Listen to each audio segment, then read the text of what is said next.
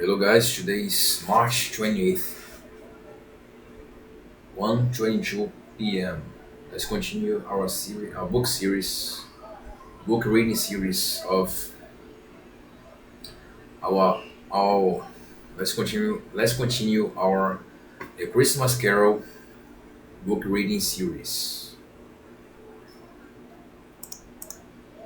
You may talk vaguely about driving a coach in six up You may talk vaguely about driving a coach and six up a good old flight of stairs, or through a bad young act of parliament.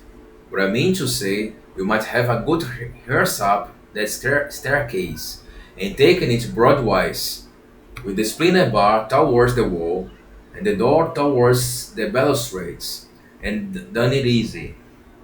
There was plenty of width for that, and room to spare, which is perhaps the reason why Scrooge thought he saw there was plenty of width for that, and room to spare, which is perhaps the reason why Scrooge thought he saw a locomotive hearse going on, which is perhaps the reason why Scrooge thought he saw a locomotive hearse going on before him in the gloom. Half a dozen gas lamps out of the street wouldn't have lighted the entry too well, so you may suppose that it was pretty dark with Scrooge's dip. Up Scrooge went, up Scrooge went, not caring a button for that. Darkness is cheap. Darkness is cheap, and Scrooge liked it. But before he shut his heavy door, he walked through his room to but before he shut his heavy door, he walked through his rooms to see that all was right. He had just enough recollection of the face to desire to do that. City room, bedroom, City room, bedroom, lumber room, all as they should be. Nobody under the table, nobody under the sofa. A small fire in the grate, a small fire in the grate, spoon and basin ready. In the little saucepan of gruel, Scrooge had a cold in his head upon the hob. Nobody under the bed, nobody in the closet, nobody in his dressing room, nobody in his dressing gown, which was hanging up in a suspicious attitude against the wall. Lumber room as usual. Lumber room as usual. Old fire guard, old shoes, two fish baskets, washing stand on three legs, and a poker. Quite satisfied, he closed his door and locked himself in. Double locked himself in, which was not his custom. Thus secured against su- Thus secured against surprise, he took off his cravat, put on his dressing gown and slippers and his nightcap, and sat down before the fire to take his gruel. It was a very low fire indeed, nothing of such a bitter night. He was obliged to sit close to it and brood over it before he could extract the least sensation of warmth from such a handful of fuel. The fireplace was an old one, built by some Dutch merchant long ago, and paved all around with quaint Dutch tiles, designed to illustrate the scriptures. There were Cains and Abels, Pharaoh's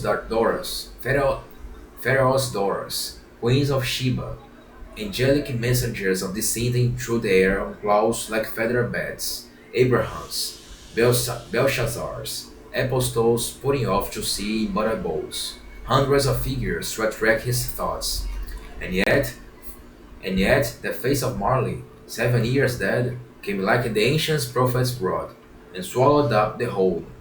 If each smooth tile had been a blank at first, with power to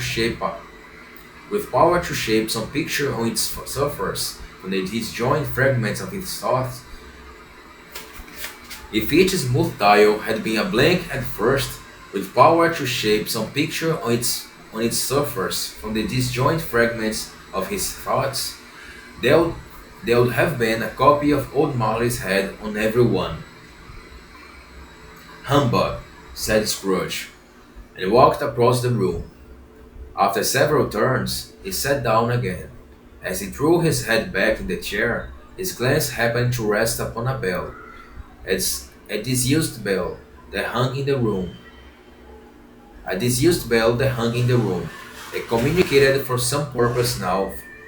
It communicated for some purpose now forgotten with a chamber in the highest story of the building. It was with great astonishment and with a strange, unspeakable dread that as he looked, he saw his bell begin to swing. It swung so softly in the outset that it scarcely made a sound, but soon it rang out loudly, and so did every bell in the house. This night had lasted half a minute, or a minute, but it seemed an hour. The bells This might have lasted half a minute, or a minute, but it seemed like an hour. But it seemed an hour. The bells ceased as they had begun, together. They were succeeded by a clanking noise deep down below, as if some person were dragging a heavy chain over the as if some person were dragging a heavy chain over the cask in the wine merchant's cellar. Scrooge then remembered to have heard that ghosts in haunted houses were described as dragging chains. The cellar door, the cellar, the cellar door flew open with a booming sound, and then he heard the noise much louder on the floors below. And then he heard the noise much louder on the floors below. Then coming up the stairs, then coming straight towards his door.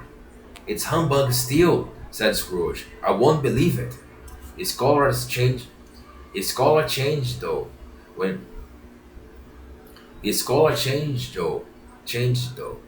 His color changed though. When without a pause, It came on through the heavy door, and it passed into the room before his eyes. Upon its coming in, the dying flame leaped up, as though it cried, "I know him, Marley's ghost," and it fell again. The same face, the very same. Marley in his pigtail, usual waistcoats, ties and boots, the tassels on the leather bristling like his pigtail, and his coat skirts, and the hair upon his head.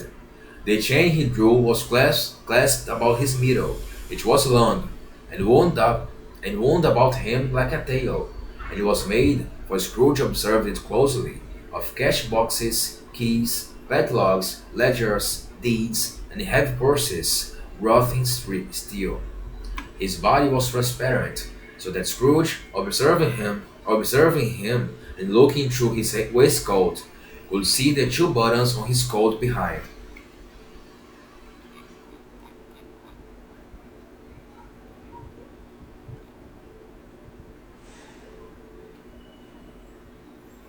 Marley's ghost.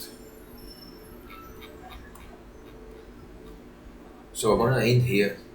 There's 2 minutes. It's still 1 minute and a half to 10 minute mark. We're still gonna finish here because I'm gonna start a whole new chapter in the next episode. Till there.